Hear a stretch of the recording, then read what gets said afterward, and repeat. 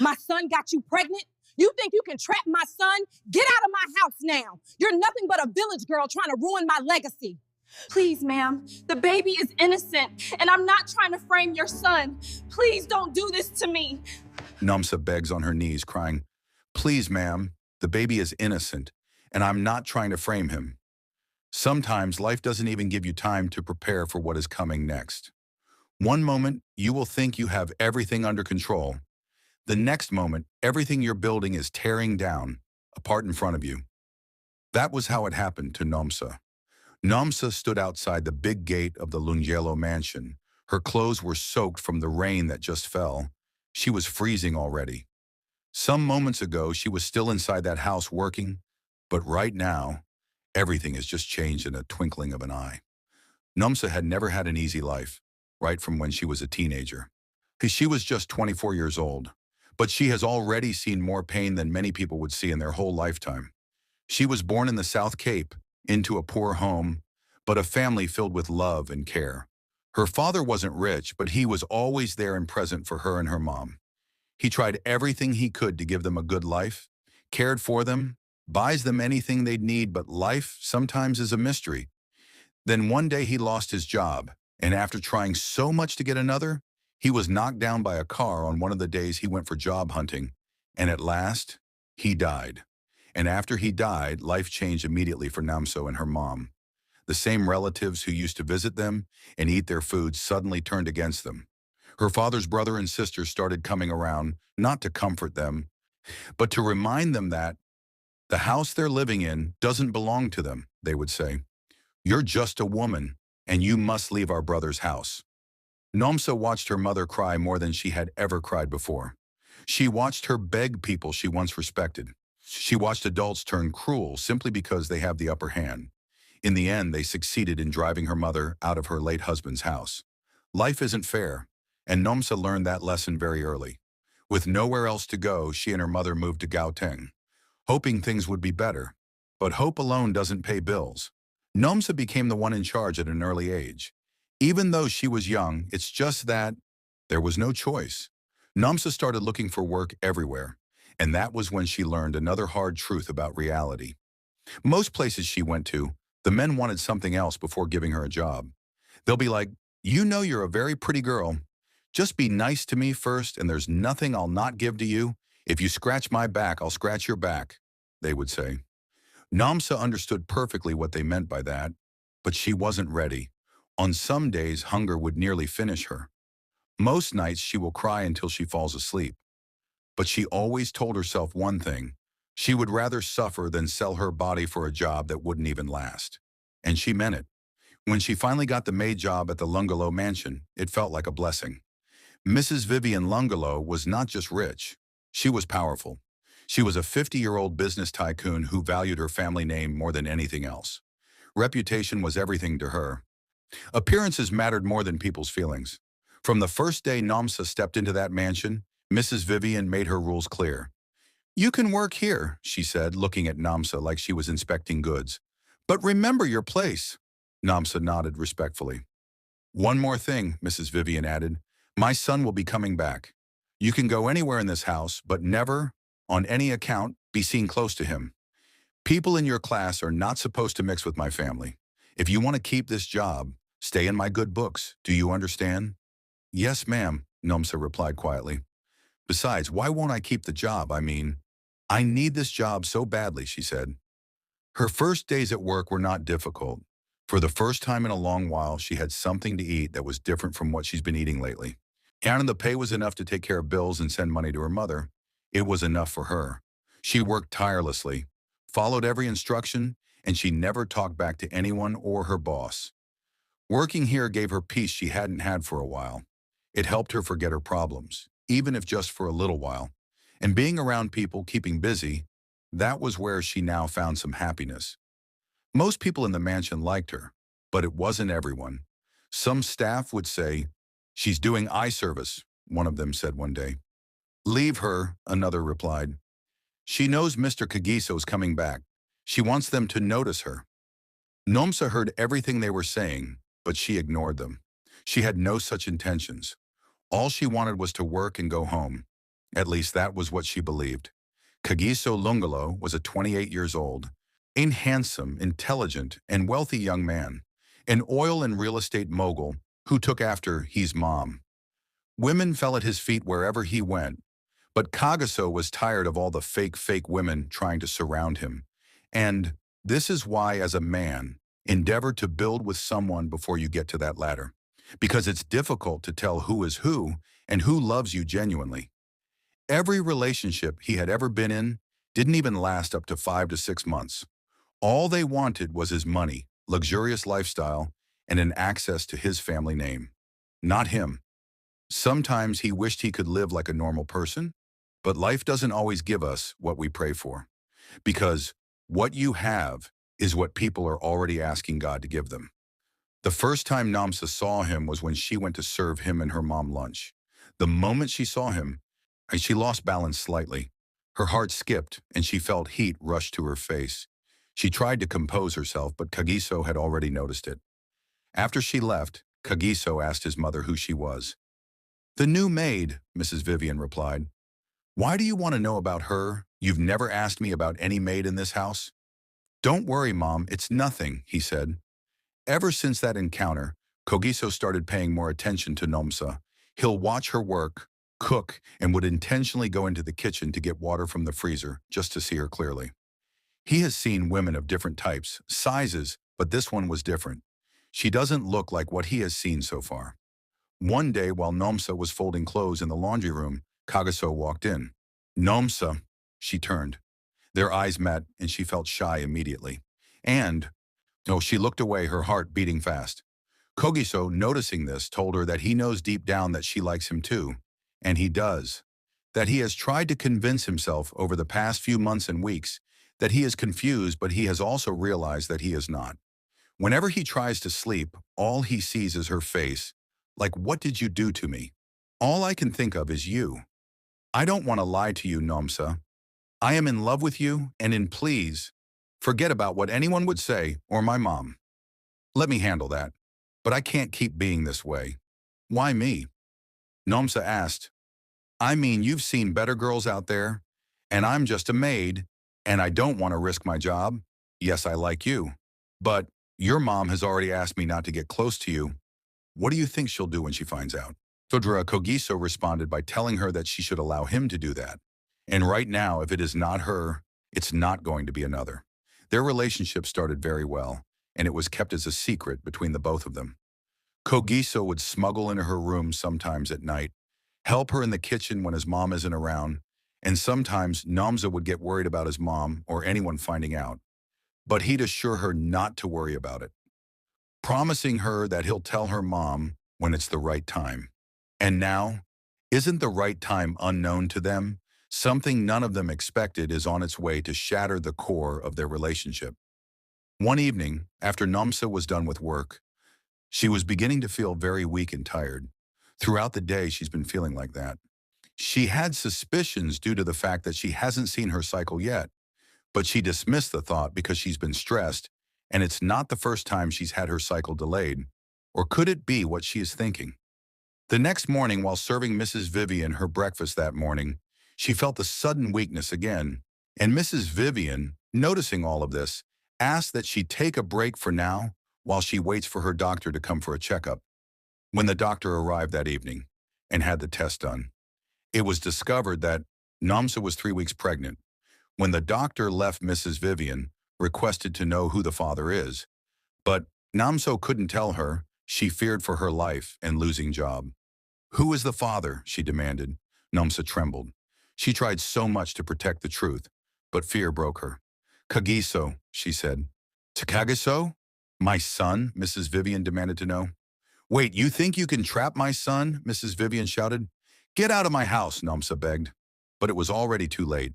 She left that evening, walking under the rain, feeling like the world had ended. Everything she had worked for, everything she had tried to protect, had just been ripped away in a minute. When she finally reached the small room she shared with her mother, she was soaking wet. Her clothes stuck to her skin, her hair dripped water, her body was trembling. But it wasn't the cold from the rain that made her shiver. No, it was the pain in her chest, the emptiness inside her, the tiny life growing quietly, completely unaware of the storm around it. She pushed the door open slowly, afraid her mother was asleep. She didn't want her to be worried about her. Unknown to her, when she was still awake. When she entered the room, her mother looked up at her, eyes wide. "My child, what happened to you?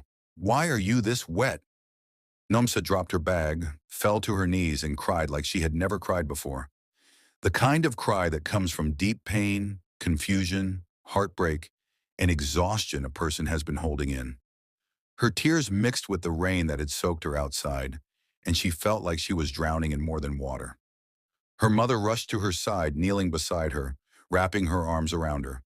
"Nomsa, talk to me," she begged. "Please, what is going on?" The mom couldn't contain her tears after she told her everything that had happened. Her mom just held her. "God will not forget us," she whispered. "God will see us through this." Nomsa wanted to believe that.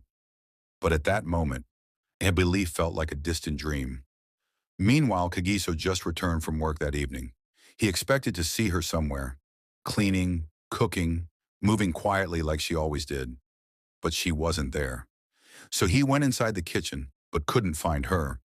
When he asked one of the staff, he was told, "She has left, sir," one of them said hesitantly. "What?" he asked, confused.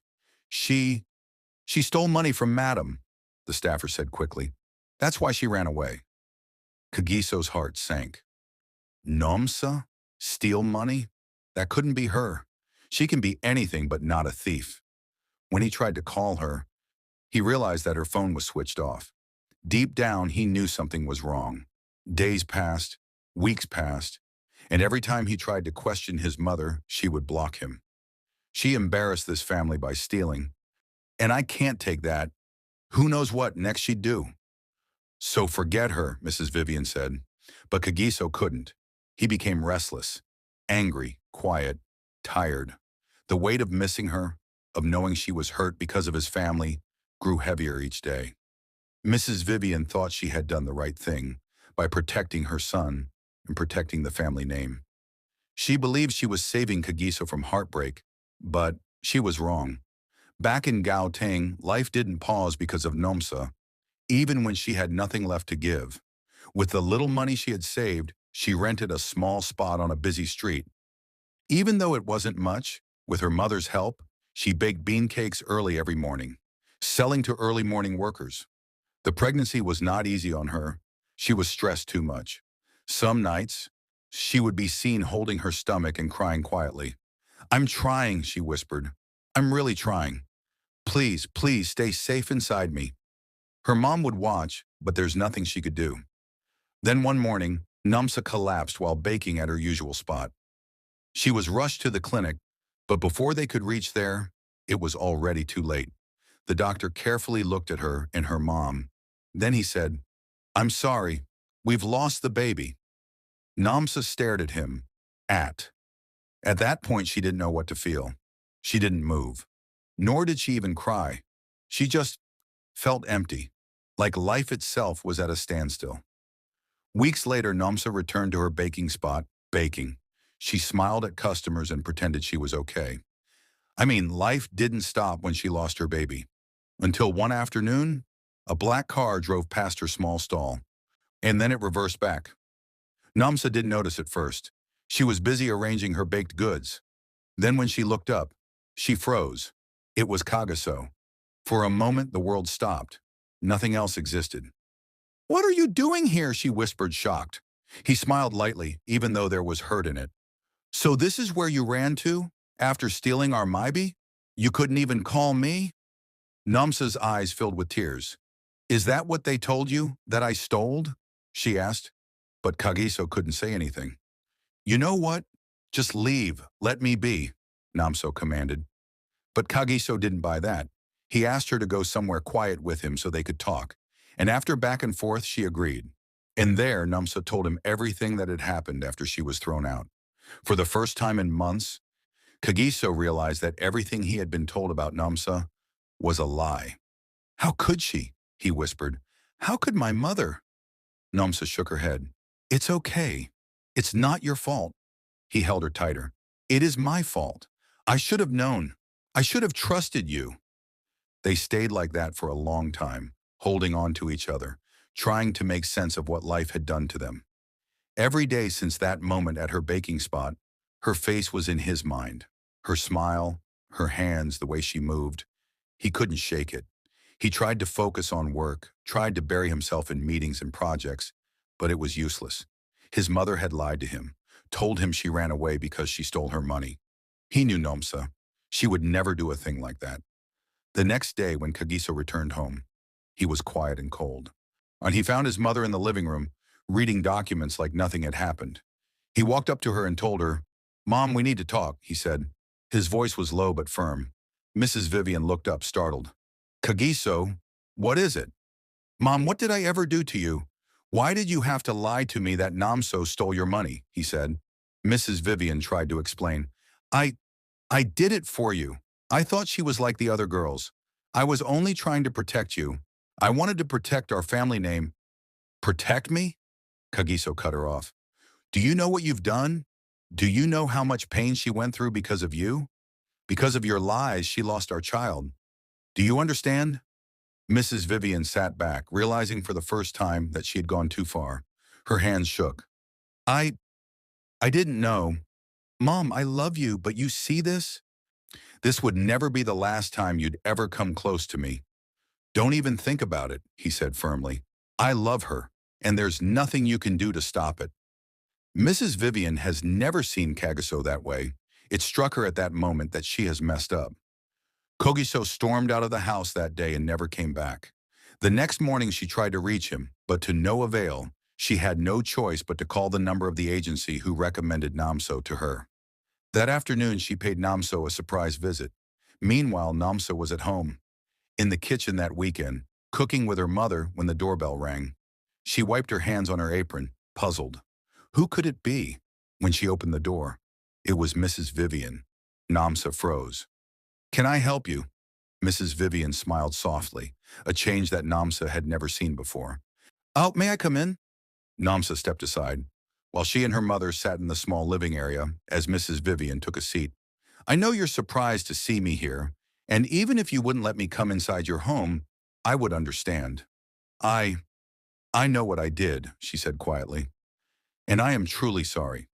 I thought I was protecting my son, but all I did was hurt you in the process.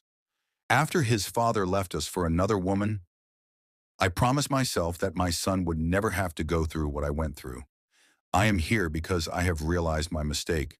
I shouldn't have judged or treated you the way I did, and I came here to ask for your forgiveness." Nomsa's mother looked at her, unsure. Nomsa herself stayed silent. Her heart was racing. "I also know about the pregnancy," Mrs. Vivian continued, eyes downcast. "When I am sorry for everything that happened. I was wrong to judge you." Nomsa didn't know what to say. She hadn't expected this. She had expected anger, scolding, maybe more lies. But now this woman, the woman who had thrown her out in the rain, was sitting here apologizing. After a pause, Mrs. Vivian smiled faintly. "I want you to come back home, not as a maid, but as my son's wife. That is my wish.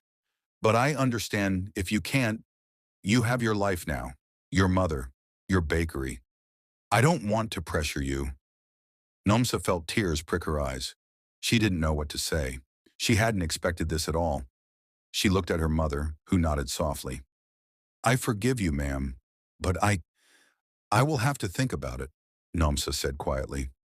After a week, Mrs. Vivian called and pleaded with Nomsa on that she at least pays her a visit since it was the weekend, which she obliged after consulting her mom, when Kagiso returned home that same day. He didn't speak to anyone at first. He went straight to his room, changed clothes, then came out. And when he came out, he didn't believe his eyes. He saw Nomsa sitting in the living room with his mother. He stopped dead in his tracks. For a moment, neither of them moved. Then he ran to her, hugged her tightly. His arms felt like home. "I've missed you," he whispered. "I'm sorry for everything you went through." Nomsa cried into his chest. I have. Miss you too." "You did," he said. "Yes, always," she responded. They sat together, talking, laughing. The past months didn't disappear. but for the first time, they felt like life could be different. Before Nomsa went back to him that day, Miss Kagiso took her hands in his. Nomsa, I don't want to waste another moment without you. No more, and now, all I want is you. Will you marry me? Nomsa's heart leapt. She didn't say yes immediately. She just looked at him. She saw the love in his eyes, the sincerity, the truth. She thought of everything they had lost, everything they had been through. And then she nodded. Yes, she whispered. And in that moment, something stronger had been built. A love that had survived lies, betrayal, loss, and pain. Nomsa went back to the mansion, not as a maid, but as Kagiso's wife. And in that love, she found strength. Strength to forgive, strength to rebuild, strength to prove to everyone, including herself, that no matter how cruel life may seem, hope can survive. And that tiny life she had lost, she has a new beginning, a life of her own choosing, and a man who truly valued her, not her social status, not her beauty, but her heart. Life can be unfair. People may judge you, hurt you, or try to take everything away from you. But no matter how hard it gets, strength, patience, and staying true to yourself can bring justice and happiness in ways no one expects. Never let fear, shame, or someone else's pride dictate your life. True love and hard work can conquer betrayal and loss. Before you leave, if this story touched your heart, please like this video. It helps this message reach more people. Share it with someone who needs hope today, and subscribe to African Tales by Victoria for stories that heal, uplift, and remind us that true love is still possible.